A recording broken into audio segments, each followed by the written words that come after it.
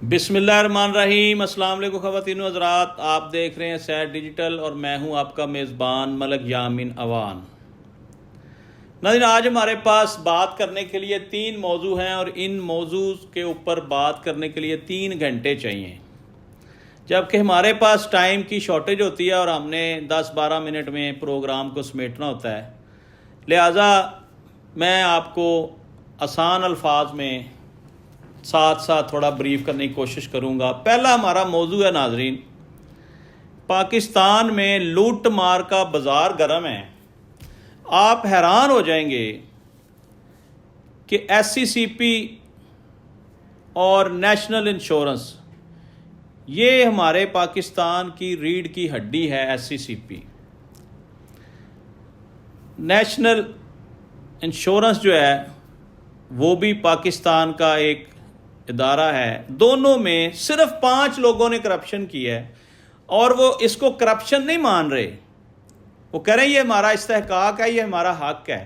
ناظرین، 5 لوگوں نے اپنی اپنی مرضی سے لاکھوں روپیہ سیلری بڑھائی اور 1 مہینے کی سیلری وصول کر کے پچھلے 2 سال کی سلپیں بنائی کہ جی ہم نے 2 سال سے جو سیلری کم ملی ہے وہ بھی ہمیں دیں۔ آپ دیکھ لیں کہ نیشنل انشورنس کا جو چیئرمین ہے اس نے 34 کروڑ کا ٹیکہ لگایا جی قومی خزانے کو، اور باقی کے جو 4 بندے ہیں انہوں نے 10-10 کروڑ کا ٹیکہ لگایا۔ اور جب یہ بات کمیٹیوں میں گئی، سینٹ میں گئی، تو کہا گیا کہ جی ان کو یہ حق قانون دیتا ہے کہ یہ اپنی مرضی سے سیلری بڑھا سکتے ہیں۔ میرا سوال ارباب اختیار سے ہے کہ کیا آپ کی فیکٹریوں میں کام کرنے والے، آپ کے اداروں میں کام کرنے والے آپ کے ذاتی ملازم اپنی مرضی سے تنخواہ بڑھا سکتے ہیں؟ اپنی مرضی سے مراد لے سکتے ہیں؟ نہیں لے سکتے۔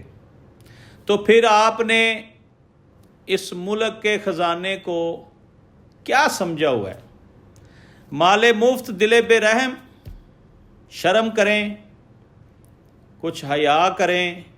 ہمارا ملک پانی کے سیلاب کی زد میں ہے اور عوام بھوک سے مر رہے ہیں، لوگوں کے پاس کھانے کو 2 وقت کی روٹی نہیں ہے، اور آپ لوگ اتنے بے شرم ہیں کہ آپ نے اپنی مرضی سے تنخواہیں بھی پلس کر لی ہیں اور پچھلے 2 سال کی بھی وصول کر لی ہیں، اور آپ جا کے سینٹ میں بتا رہے ہیں کہ جی ہم نے 2 سال کی تنخواہیں وصول کر لی ہیں۔ یار تہاڈے پیو دا مال ہے، تانوں پوچھਣ والا کوئی نہیں ہے۔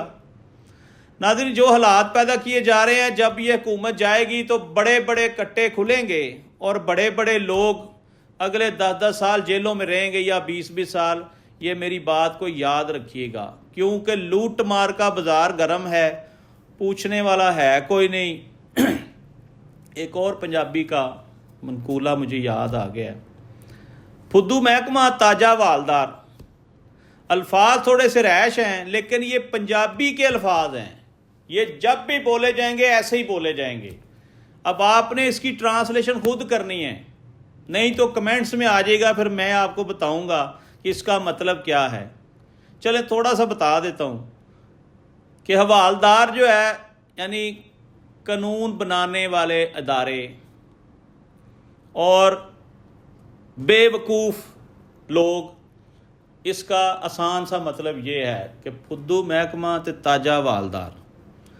ناظرین، بڑی توجہ سے میری بات سنیے گا کہ اگر ہمارے حکمران اسی طرح ہمارے قومی خزانے کو لوٹتے رہے تو پھر اس ملک سے اگلے 100 سال بھی بھوک نہیں ختم ہو سکتی، کیونکہ ہمارے گھر میں ہی چوکیدار چور ہے، اگر وہ چوری کرے گا تو اس کو پکڑنا کس نے ہے؟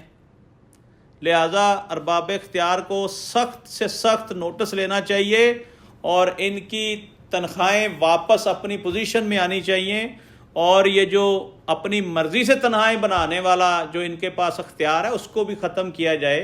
اس طرح تو کوئی بھی اٹھے گا تو وہ اپنی تنخواہ بڑھا لے گا۔ اب آپ دیکھ لیں، میں نے 5 بندوں کا مقدمہ آپ کے سامنے رکھا ہے اور صرف 2 محکمے۔ جب یہ کھاتہ کھلے گا تو میرا خیال ہے کہ اے ٹو زیڈ پورے پاکستان میں جتنے سرکاری ملازم ہیں سب کا یہی کھاتا نکلے گا. سب نے اپنی اپنی مرضی کی ہوگی, کسی نے سفارش سے بڑھوا لی ہوگی تنخواہ, کسی نے خود سے بڑھا لی ہوگی. کیوں؟ پوچھنے والا تو ہے کوئی نہیں, ہر بندہ تو کرپٹ ہے. لہذا آتے ہیں ناظرین دوسرے ٹاپک کی طرف. میں نے پچھلے پروگرام میں بتایا تھا ناظرین کہ 2025 میں دنیا کا چوتھائی حصہ تباہ ہوتے دیکھ رہا ہوں. اللہ کرے میرے منہ میں خاک ایسا نہ ہو, کیونکہ اس میں جب اس طرح کے حالات پیدا ہوں گے تو پھر بے گناہ لوگ بھی مارے جائیں گے جن کا کوئی گناہ نہیں, کوئی قصور نہیں ہوگا. لیکن ناظرین اس کے مجھے اثرات نظر آ رہے ہیں. ڈونلڈ ٹرمپ جو ہمیشہ دوہری پالیسی کھیلتا ہے, آپ دیکھ لیں کہ اس نے ایک نیا کٹا کھول دیا کہ جی ہمیں بٹگرام, بلکہ اس کا نام بھول جاتا ہے, بگرام ایئر بیس جو کبھی امریکہ کی تحویل میں تھی جب افغانستان میں جنگ چل رہی تھی, اب یہ اتنی اہم ایئر بیس ہے ناظرین کہ اب ٹرمپ نے اس کے اوپر ہاتھ رکھ دیا ہے کہ جی مجھے یہ ایئر بیس چاہیے تاکہ میں دنیا کے درمیان میں بیٹھ کر دنیا سے لڑ سکوں. ایک طرف یہ کہتا ہے کہ میں مفاہمت کا بادشاہ ہوں, میں نے 7 جنگیں رکوائی ہیں, دوسری طرف یہ جنگوں کی تیاری کروا رہا ہے, تیسری طرف یہ غزہ میں جنگ بندی نہیں ہونے دے رہا. 6 دفعہ اس نے قرارداد کو ویٹو کر دیا ہے, 5 دفعہ پہلے اور 1 دفعہ ابھی ریسنٹلی قرارداد پیش کی گئی جس میں 14 ممبران نے جنگ بندی کے حق میں ووٹ دیا اور ٹرمپ انتظامیہ نے یا امریکہ نے ویٹو کر دیا ہے وہ ساری پاور. طاقت کا نشہ اتنا ہے کہ وہ جنگ بندی نہیں ہونے دے رہا اور برملا کہہ رہا ہے کہ جنگ جاری رہے گی. اس کا مطلب یہ ہوا ناظرین کہ پوری دنیا میں, بلکہ اس خطے میں, بلکہ پوری دنیا میں امریکہ انتشار پسندی کا مظاہرہ کرنا چاہ رہا ہے. کیونکہ یہ جو ایئر بیس مانگ رہا ہے افغانستان سے, اس کا مطلب یہ ہے کہ یہ کسی بڑے ٹارگٹ پہ ہے. بتایا یہ جا رہا ہے کہ اس بیس کی بنا پر, بگرام بیس جو یہ مانگ رہا ہے ٹرمپ, چائنا کے ایٹمی اثاثے اس کے بالکل قریب ترین ہیں. اس طرح یہ چائنا کے بالکل آپ سمجھ لیں کہ سر پہ آ کر بیٹھ جائے گا اور چائنا کو کنٹرول کرنے کی کوشش کرے گا. اس سے مجھے لگ رہا ہے کہ ایک بہت بڑی جنگ چھڑنے والی ہے جس سے دنیا صفحہ ہستی سے چوتھا حصہ مٹ جائے گی. ناظرین آپ نے یاد رکھنا ہے کہ غزہ کے لوگ ایک ایک بوند پانی کو ترس رہے ہیں, ان کا کوئی پرسان حال نہیں. اور جب وہ کھانا تقسیم کرنے والی گاڑیاں جاتی ہیں, جب وہ لوگ کھانا لینے جاتے ہیں اوپر سے بمباری ہوتی ہے. اب تک میری اطلاعات کے مطابق 475 لوگ صرف کھانا لینے گئے اور بم برسا دیے گئے اور ان کی شہادتیں ہو گئیں. اس کا حل کیا ہے؟ ہم نے تمام اسلامی ممالک کو اکٹھا کر لیا, ہم نے مذمتیں کر لیں, ہم نے جنگ بندی کے لیے کیا اقدامات کیے ہیں. اسلامی نظریاتی کونسل نے کیا کیا؟ کچھ نہیں.